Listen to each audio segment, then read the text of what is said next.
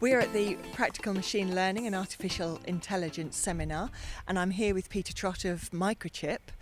And can you tell me what particularly of the Microchip portfolio are you highlighting with machine learning in mind? Okay, do you want me to hold that? You've heard about machine learning, and obviously with machine learning it can be applied to MPUs, CPUs. What I'm talking about, or have talked about, is how you apply that to FPGAs.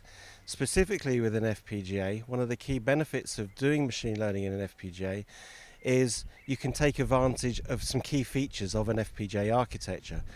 FPGAs have maths blocks. Having the maths blocks, and basically by doing machine learning you are doing large multiply accumulate functions. Doing those in parallel within an FPGA, it lends itself nicely to the application. The other thing that's important about FPGAs is they are lower power. They're lower power than doing the application within a GPU. They also have the advantage that they're very flexible, and you can scale the application that you're trying to capture into a variety of different densities of FPGAs and incorporate other functions together with the machine learning function. Add on top of that, if we say an FPGA is a better implementation than a GPU, why is the MicroSemi solution better than other FPGAs?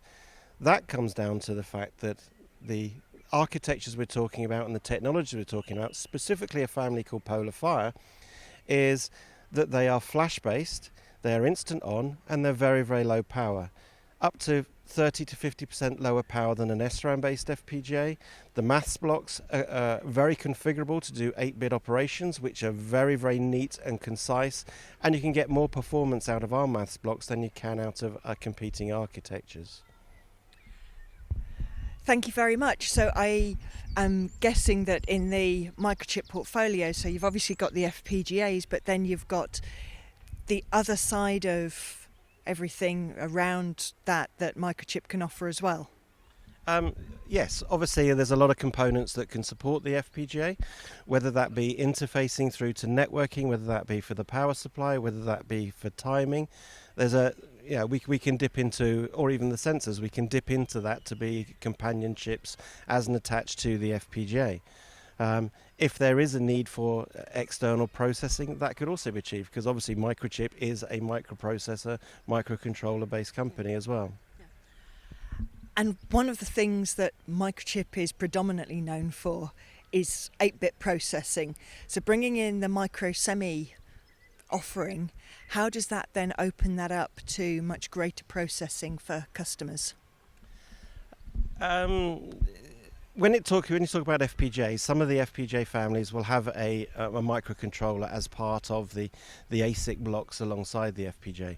But you've also got the ability of putting, a 32-bit RISC engine also onto the FPGA architecture. How it marries in with the rest of Microchip, you could regard in certain applications you do it with a microprocessor, microcontroller, or you could do the same function with an FPGA. So they're complementing each other in terms of matching the right device for the application that you actually want to achieve with the performance and price level. Right. So thank you very much for that. Okay.